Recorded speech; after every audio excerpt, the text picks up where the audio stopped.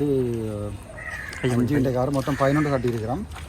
இதில் மிஸ் ஆகிருக்கிறது வந்து தீவ பகுதி வேலனை உர்ராத்துறை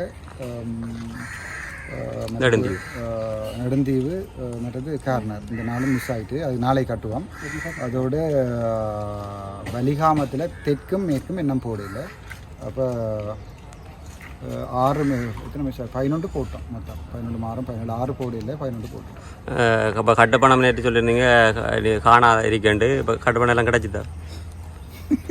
இப்போ வடகிழக்கில் போட்டிக்கிறது சொன்னீங்க. இப்போ கிழக்கு மாகாணத்தில் இருந்து போட்டாச்சு. இப்போ கிழக்கு திருவோணமலையும் திருவோணமலை என்னோட அது அதுவும் போட்டாச்சு கிழக்கு. மற்றது இதுக்கு போடுறதுக்கு போய் கொண்டிருக்கிறோம். இப்போ புதுக்குடியிருப்புக்கு 4 மொத்தம் அதில் 3 போடுவோம்.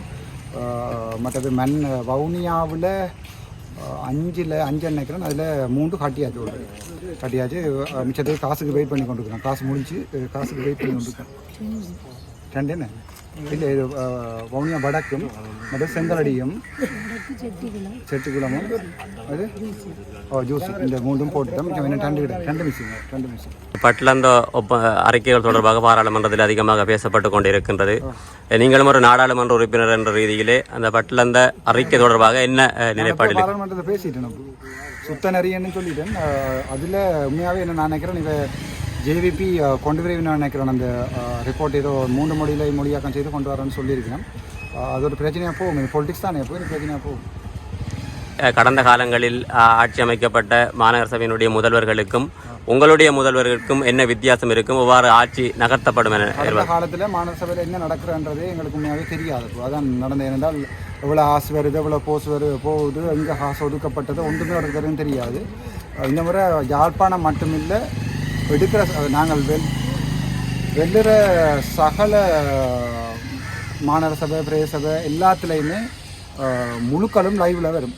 அதாவது வந்து நடக்கிற மீட்டிங்கில் இருந்து வார காசு, செலவழிக்கப்படுற காசு, போகிற காசு, அதை விட முக்கியமாக அங்கே இங்கே குப்பைகள் அதுகள் இருக்குன்னு சொன்னால் கம்ப்ளைண்ட் பண்ணக்கூடிய மாதிரி ஒரு ஹோட்லைன் உண்டு. சகலதும் செய்வோம். உங்களுக்கு தெற்கில் போனால் தெரியும். இப்போ கொழும்பில் ஒன்றுமே ரோட்டில் இருக்காது. இப்படி பேக் எல்லாம் மாட்டு கழிவுகள் எல்லாம் வந்து கோயிலுக்கு முன்னால் இயலாது.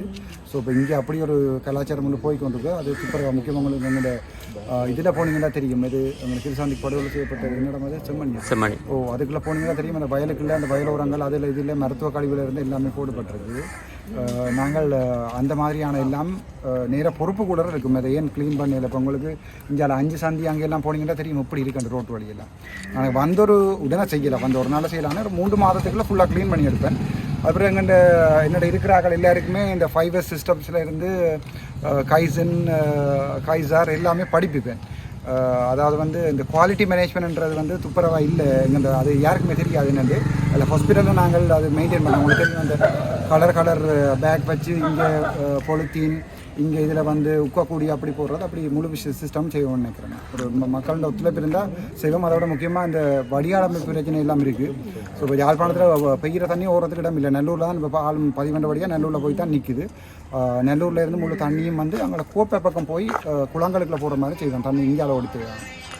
நேற்று மாநகர சபையினுடைய முதல்வர் வேட்பாளரை அறிவித்திருந்தீர்கள். அதே போன்று யாழ்ப்பாணத்தில் இருக்கின்ற ஏனைய நகர சபைகள் மற்றும் பிரதேச சபைகளினுடைய தலைவர்களை அறிவிக்க முடியும். ஒரு பிரச்சனை, நாங்கள் இந்த காமராயர் வரும் வரைக்கும் வெயிட் பண்ண மாட்டோம்.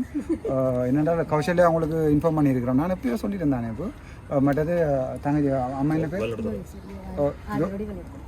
ஜோகேஸ்வரி, அவள் வந்து வல்வெடுத்துறை போட்டிருக்கோம். பிராசன்னை வந்து பருத்துறை பிரதேச சபைக்கு போட்டிருக்கிறோம். சாவச்சேரி மாநகர சபைக்கு சதீசனை போட்டிருக்கோம். உங்களுக்கு எல்லாருக்குமே தெரியும்.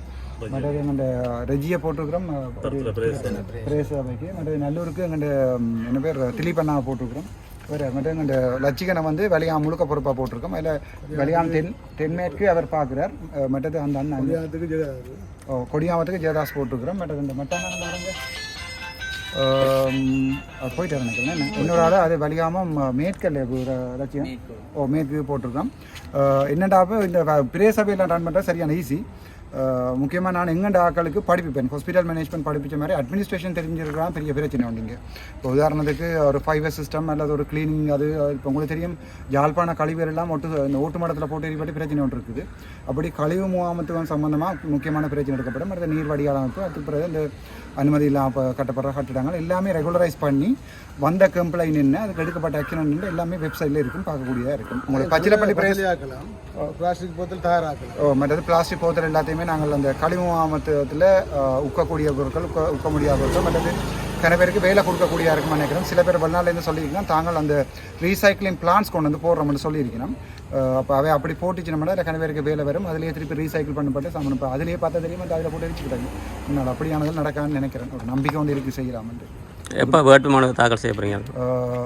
இன்றைக்கு 19 நாளைக்கு தாக்கல் செஞ்சுருவோம். காசு கட்டின காசெல்லாம் கவர்மெண்ட் தாக்கல் செஞ்சுருவோம். மற்றது இப்போ யாழ்ப்பாணத்தில் 6 மிஸ்ஸிங், முல்லைத்தீவில் 10 மிஸ்ஸிங், 10 உண்டு முல்லைத்தீவில் உண்டு. வவுனியாவில் இந்த தெற்கு சிங்கள பிரதேச போர்டு இல்லை. மற்ற வவுனியாவில் 1 மிஸ்ஸிங். மற்றது மன்னார் இன்னும் ஃபுல்லாக கம்ப்ளீட் ஆகலை. மன்னார் தான் பிரச்சனையாக இருக்குது. மற்ற இடமெல்லாம் சரி.